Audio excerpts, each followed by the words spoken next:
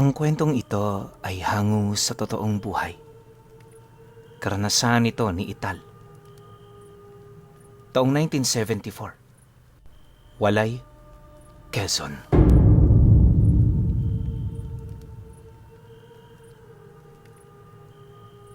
Itong mga panahong ito, nasa edad 19 anyos pa lamang noon itong si Ital. Nakatira sila sa gilid ng kalsada kung saan ang pangunahing pamumuhay naman ng mga magulang niya ay pagsasaka. Nakatira lang din sila sa isang maliit na barong-barong na halos gawa lang sa purong kawayan. Kapag umuulan, tumutulo ang bubong nilang gawa sa anahaw na siya namang napagtsatsagaan. Kahit maraming oras ang kanyang pamilya sa pagtatrabaho, aminado ang mga itong wala yung panahon sa pagkukumpuni ng kanilang pamamahay. Nauunawaan naman niya ito, kaya sa halip na magreklamo, sila-silang magkakapatid na lamang ang nagtutulungan para ayusin ang sirang parte nito. Ayon pa sa kanya na, madalang lang noon ang dumadaang sasakyan sa lugar nila, kaya yung kalsada, nagsisilbi na rin nilang tambayan at palaruan.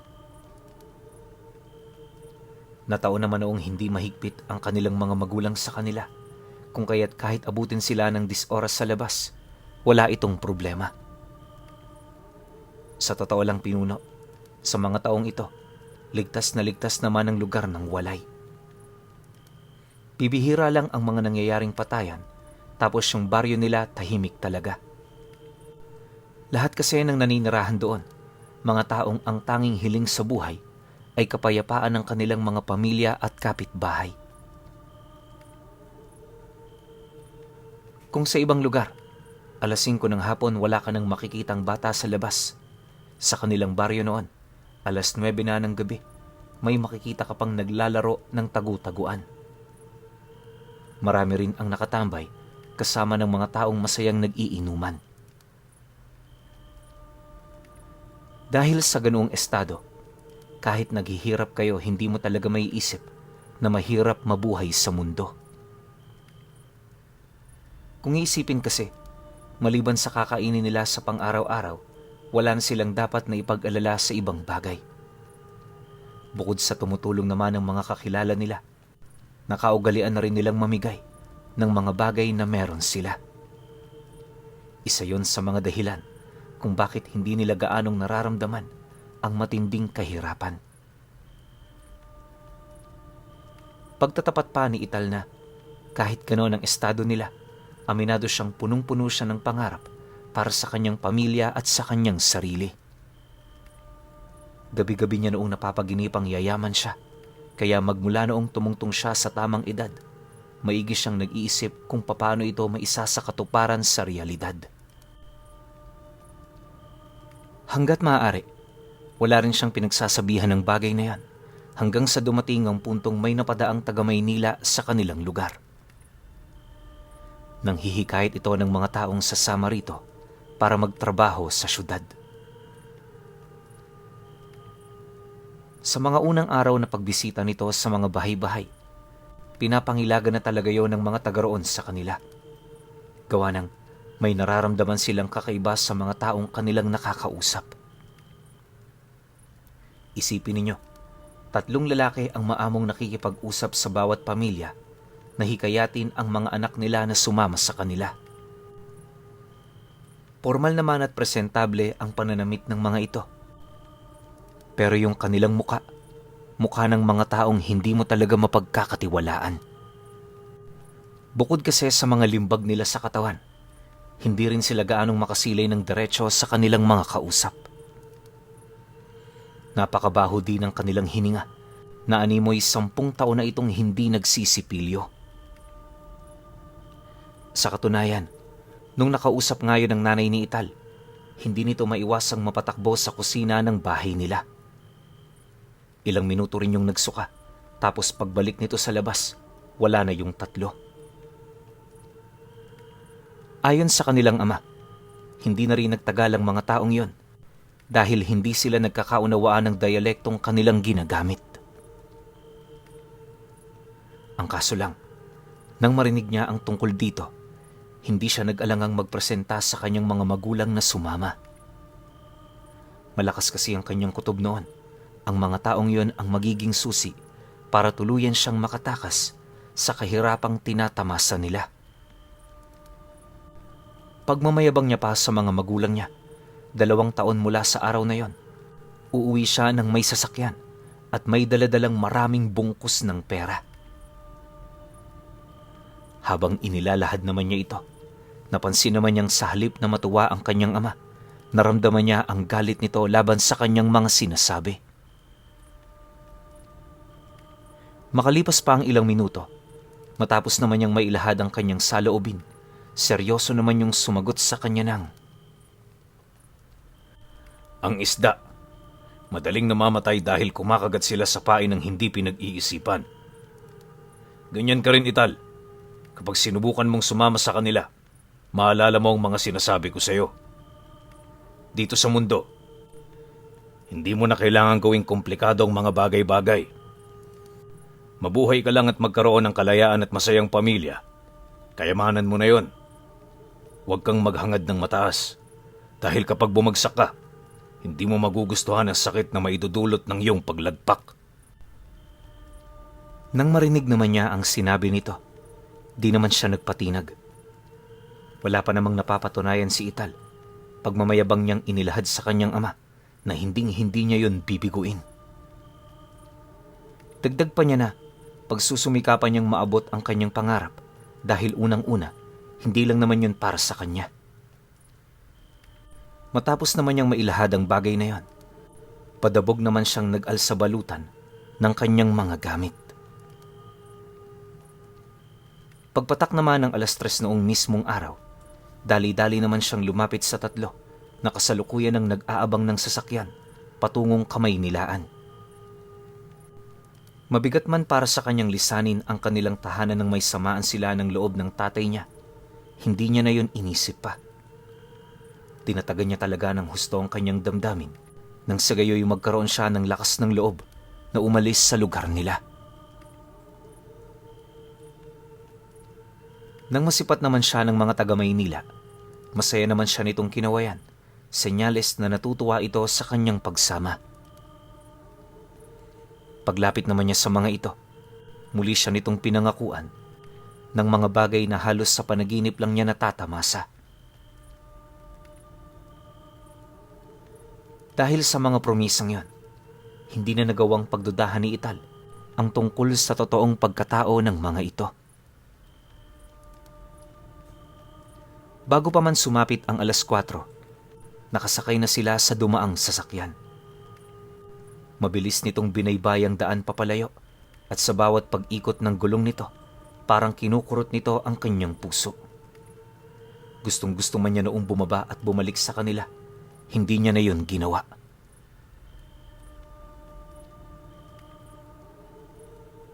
Ilang oras pa ang lumipas.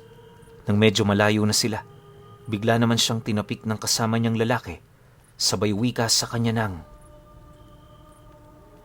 "Tama ang desisyon mo. Huwag kang mag-alala. Ilang taon mula ngayon, uuwi ka sa inyo bitbit ang tropeyong pinapangarap mo. Tutulungan ka namin sa abot ng aming makakaya. Kaya ngayon pa lang, siguraduhin mo nang magtatagumpay ka." Simple lang ang trabaho sa pabrikang papasukan mo. Kaya madali lang talagang kumita. Doon na namin sasabihin ang trabaho. Mahirap na. Baka may makarinig sa ating pag-uusap. Nang marinig naman niya ang sinabi nito, tumangulang naman siya habang nagpupumilit sumagot gamit ang dialekto ng Tagalog. Hindi naglaon. Nang magkaintindihan na sila, panatag naman nilang hinintay ang sasakyan na makarating sa Kamaynilaan. Ilang oras pa ang dumaan. Napasok na nga nila ang syudad kung saan sa pagtigil ng sasakyan, yun na rin ang naging hudyat upang sila'y bumaba.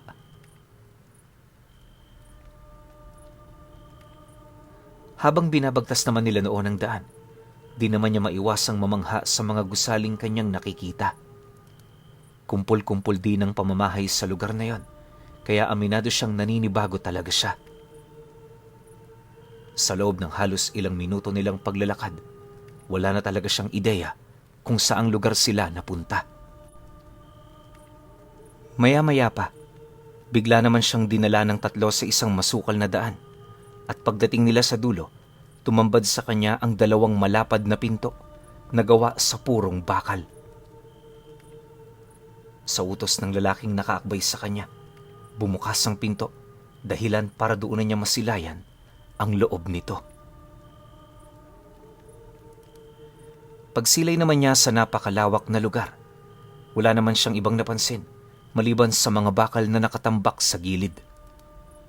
May mga trabahador din siya roong nakita, nakalimitang mga batang kaedad lang niya. Nakasuot siya ng kulay puting uniforme at walang patidyon sa paglabas-masok sa mga kubo na kanilang pinupuntahan. Sa pagpapatuloy naman ng kanyang pagmamasid, may nasipat siyang isang malaking gusali na may pintang puti. Karamihan kasi sa mga batang nagtatrabaho doon sa gusaling yun pumapasok pagkatapos ng kanilang mga gawain. Nang mapansin naman ng lalaki ang pagsilay niya sa gusali, agad naman niya itong itinuro habang nagwiwika kay Ital ng, "Sa loob ng gusaling yan, dyan ka titira. Ikaw na ang bahalang maghanap ng silid na matutulugan mo. Marami ka rin diyang makakasama, kaya hindi ka mabuburyong. Isang buong linggo ang trabaho. 9:00 ng gabi hanggang 4:00 ng madaling araw lang ang pahinga ninyo. Ayaw namin dito ng tatamad-tamad. Kaya kung gusto mong kumita ng pera na hindi ka nasasaktan, sundin mo ang mga batas na yan. Simple lang ang trabaho. Tagabalot ka ng karning lalabas sa mga makinarya. Tatayo ka roon ng ilang oras at kain at ihi lang ang iyong pahinga. Ibibigay na muna namin sa iyo ang gabing to. Sige na, pumasok ka na dyan at maghanap ka na ng iyong matutuluyan." Nang marinig naman ni Ital ang sinabi ng taong yon, doon na siya nakaramdam ng kaba sa kanyang katawan. Sinubukan niya noong umurong sa trabahong yun pero ayon sa tatlo, hinding-hindi na siya doon makakalabas pa. Kung pipilitin niya, baka ikamatay lang niya. Dahil sa sinabi nito, agad naman niyang naramdaman ang tila bang pagbagsak sa kanyang balikat ng buong sanlibutan. Hindi niya mawari pero nakakabaliw isipin kung papaano siya makakauwi sa kanila. Ayaw niyang magtagal sa ganoong trabaho, lalo pat hindi malayo sa bilanggo ang turing sa kanila ng kanilang amo. Makalipas pa ang ilang minuto, nang hindi na niya maatim ang kanyang mga nasisilayan, sinubukan niyang tumakas sa lugar na yon pero paglapit niya sa dalawang malaking pinto, doon niya nasipat ang dalawang matabang lalaki na naglalakad ng nakatuwad. Nanlilisik din ang mga mata nito, tapos meron yung mahabang buntot at isa pang braso sa likod nito. Pag-angil naman ng mga nilalang na yun sa kanya, hindi na siya nagdalawang isip pa na tumakbo sa gusaling may puting pinta. Pagpasok naman niya sa loob, doon na tumambad sa kanya ang nasa humigit 100 bata na halos kaedad lang niya. Bawat isa sa mga ito, parang sanay na sa mga nangyayari sa lugar na yon. Bakas din sa kanilang mga muka ang takot na pilit lang nilang itinatago. Hindi naglaon. Nang mapansin naman ni Ital na sumasarado na ang pinto, agad naman siyang naglibot sa lugar upang maghanap ng makakasama. Sa kanyang paglalakad, marami siyang nakitang mga kabataang gumagawa ng mga bagay na hindi pa dapat nito gawin. Noong una, inisip niyang baka dala lang yon ng pagkaburyong o kung ano. Kaya ang ginawa niya, nagpatuloy pa rin siya sa paghahanap ng taong kanyang makakasama at mapagkakatiwalaan. Makalipas pa ang ilang minutong paglalakad, nang mapadpad na siya sa dulong bahagi ng lugar, doon niya nakita ang isang maitim na binatilyong nag-eehersisyo. Pagsilay naman niya sa katawan nito, agad naman siyang napaisip na yun na nga ang taong kailangan niyang makasama. Walang sabi-sabi, pumasok siya sa silid nito At nung magkaharap na sila, agad naman siya roong nagpakilala.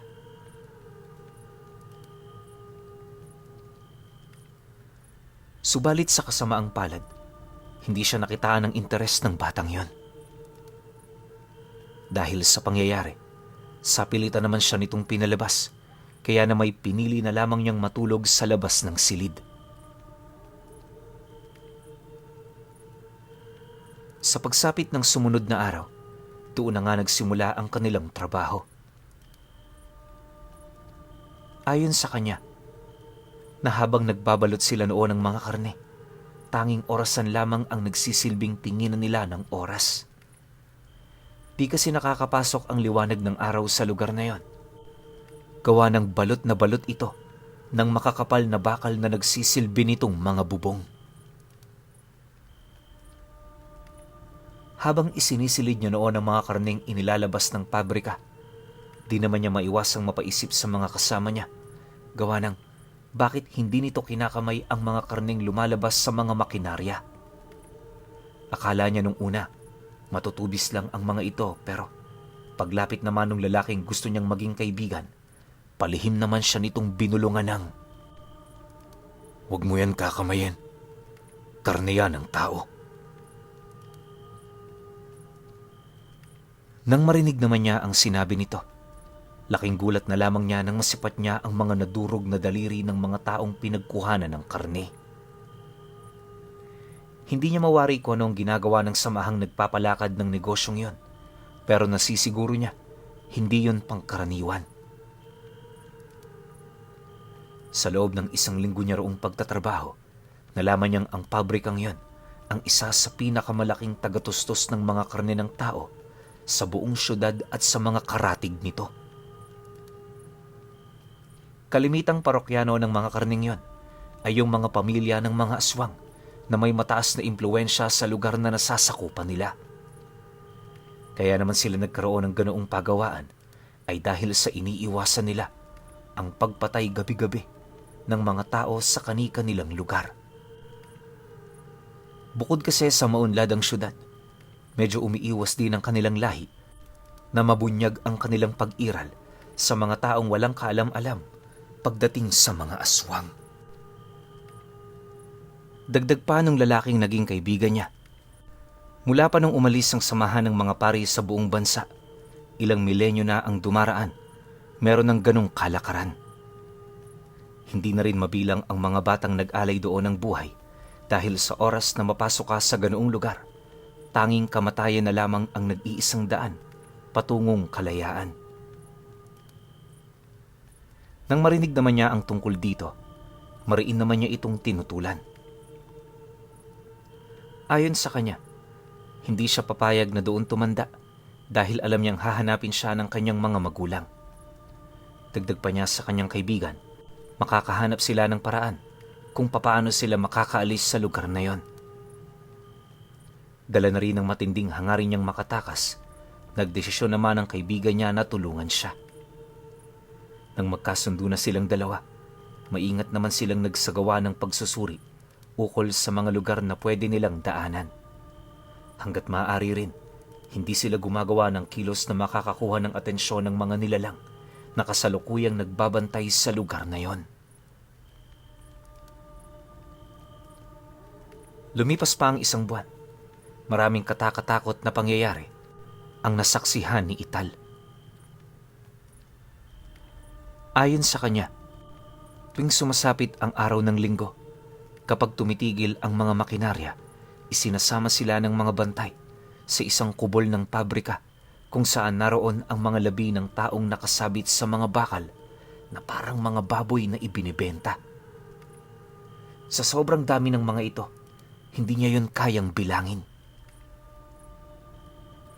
Kaya naman sila pinapapunta sa lugar na yon ay para maipakita sa kanila kung papaano ang aktwal na pagkatay ng mga berdugo sa mga taong nahuli nito. Edad 20 anyos pataas ang kinakatay sa lugar na yon, kaya nung nalaman ito ni Ital, hindi naman niya maiwasang kabahan para sa kanyang buhay. Sa oras kasi na malaman ng mga bantay ang tungkol sa edad niya, hindi malabong katayin din siya. Dahil sa kanyang mga nalaman, mas lalo niyang hinangad ang makatakas doon sa lalong madaling panahon.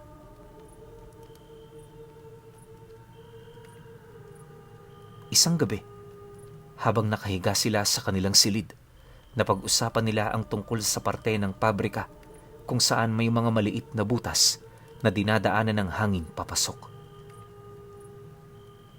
Sa pagkakatanda noon ni Ital, 3 ang butas na yon pero masyado itong mahirap malapitan dahil sa mga bantay na palaging nagmamasid sa kanila. Para naman makalapit sila doon ng hindi natutunugan, kailangang may mangyaring komprontasyon habang nasa kasagsagan sila ng trabaho. Yun lang kasi ang naisip niyang paraan upang malapitan nila ang nasabing lugar. Nang marinig naman yun ng kanyang kasama, agad naman itong tumayo sabay wika sa kanya ng, "Saglit, may tatanungin akong kaibigan kung kaya niya bang gawin ang binabalak mo. Huwag mong alalahanin yun. Hindi na nun gusto pang umalis dito." Dahil sa sinabi nito, agad naman siya roong sumugod hanggang sa marating na nga nila ang 5 silid na punong-puno ng mga kalalakihan at kababaihang nagpapahinga. Pagpasok naman nila rito, agad naman nilang hinanap ang binatang nagngangalang Tanoy. Nataon naman noong malapit ito sa kanyang kakilala, kaya nung napag-usapan nila ang tungkol sa plano niya, agad naman yung sumang-ayon. Base sa salaysay ni Ital, kapag hindi nila ito na isakatuparan sa unang subok, kinakailangan nilang gumawa ng 2 paraan. Alam kasi nilang hindi madaling kalasin ng mga tornilyo ng lagusan ng hangin, kaya kinakailangan niya noon ng ilang minuto para maikalas ang mga tornilyo nito. Upang magawa din yun ng walang kahirap-hirap, kinakailangan nilang humanap ng angkop na kagamitan para rito. Halos ilang araw din sila noong naghanap, hanggang sa kalaunay nakakuha itong si Ital sa isang abandonadong parte ng pabrika kung saan kalimitan nilang iniihipan. Matapos naman niyang makuha ang gamit, doon na nila pinagplanuhan ang tungkol sa gagawin nilang pagtakas. 4 lang sila noong nakakaalam, at base sa napag-usapan, si Ital at ang kaibigan niya ang mauunang lumabas. Susunod na lang ang mga ito pagkatapos yung lubayan ng mga bantay na aswang. Matapos naman nilang magkasundo, agad naman silang nagpahinga para paghandaan ang susunod na araw. Kinabukasan paggising naman nila, hindi na siya kumain ng almusal nang sa gayoy magkaroon siya ng sapat na oras para matingnan ang sitwasyon sa may bandang labasan ng hangin. Nga pala, nasa ibaba lang ang lagusang yon, tapos may mga nakausli yun doong bakal na pwede nilang hawakan kapag aakit na sila papaitaas. Yon ang pinanghawakan niya upang makatakas sila sa lugar. Inaasahan naman niyang magiging makipot ang daan, kaya pagsusumikapan niyang bilisan ang kanyang pag-akyat upang hindi siya mahuli ng nilalang kung sakali mang matunugan nito ang kanyang pagtakas.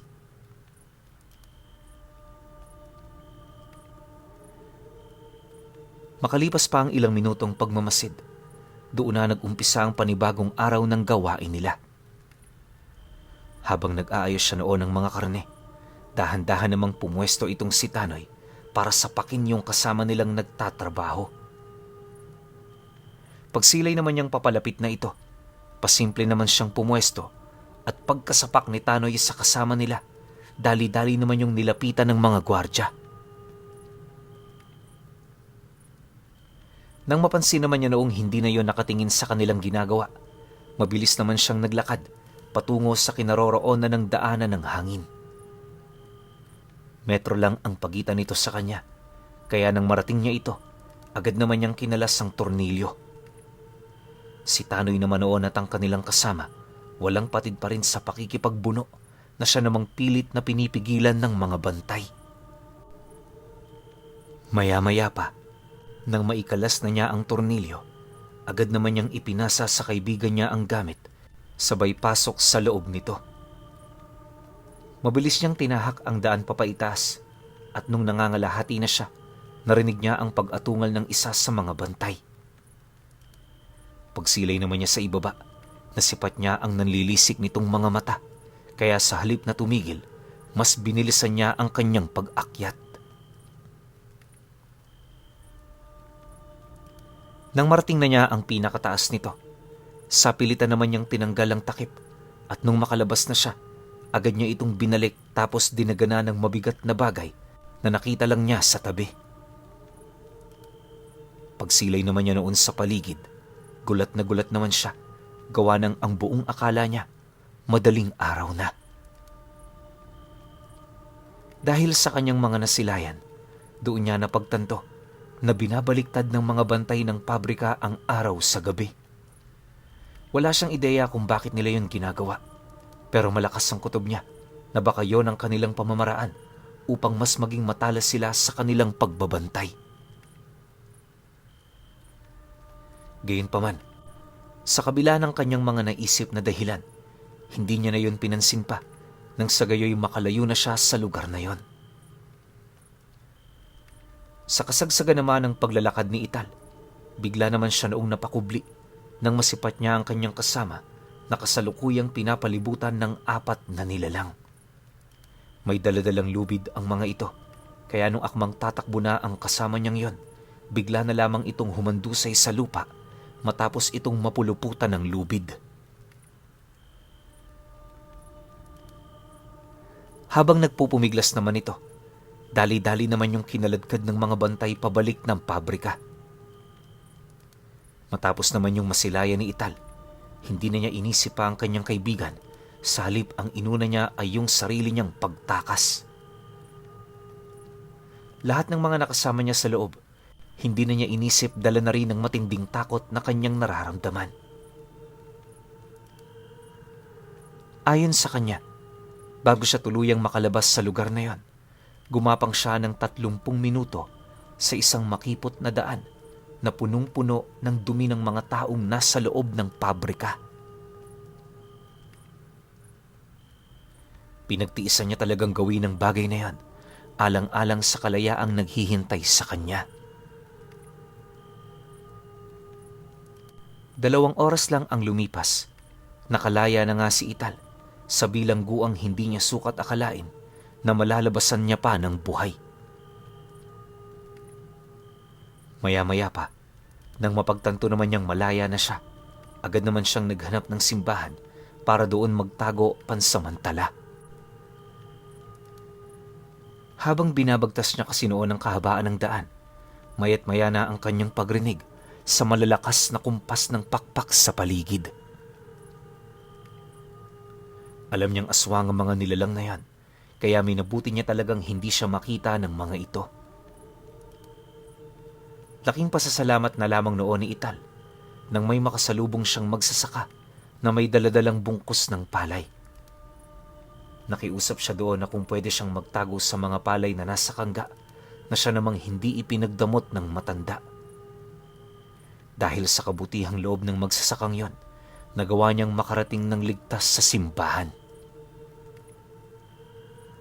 Bale, para masigurong ligtas na talaga siya, doon na muna siya nanatili ng 3 araw bago magpasyang umuwi sa kanila.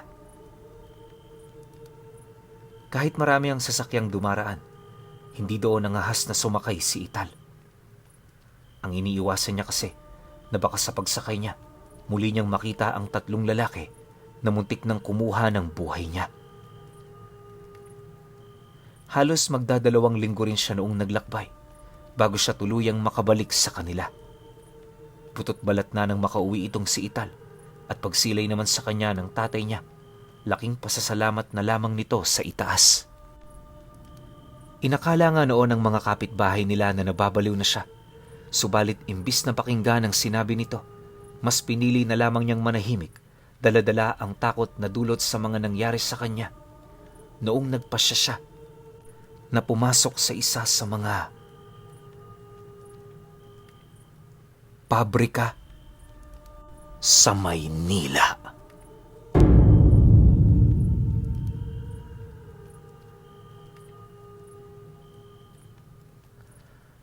Okay. Opinion ko sa kwento. Tanong ko lang, no, saan kayang parte ng Maynila to nangyari? Kasi kung Maynila o Maynila talaga, panahong 1974. Hindi ko alam kung may sakahan pa ba nito sa Maynila, no? Pero kung Metro Manila, maraming parte ng Metro Manila yan na meron pang sakahan. Tsaka yung iba dyan, liblib na lugar, lalo na tong Paranaque. Alam natin na ang buong Paranaque nung panahong yan, purong-purong talahiban. No? Siguro pwedeng dun nangyari o may iba pang lugar sa Metro Manila na pinangyarihan itong kwento ni Ital. Pero ako, kung ako yung nasa sitwasyon ni Ital, hihimatayin talaga ako sa takot. Kasi alam mo sa sarili mo na dun ka na mamamatay. Buti na lang talaga, bago lang siya, tapos may mga nagtatrabaho sa pabrika na yon na luma na wala nang pakialam kung makaalis pa sila dun o hindi na. Siguro kasi dekada na silang nandoon. So inisip nila na wala na silang babalikang pamilya.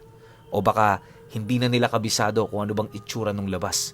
Kaya kung sakali mang makalabas sila ron, mamamatay din sila. 'Di ba? Yun lang yung nakita ko sa kwento na to.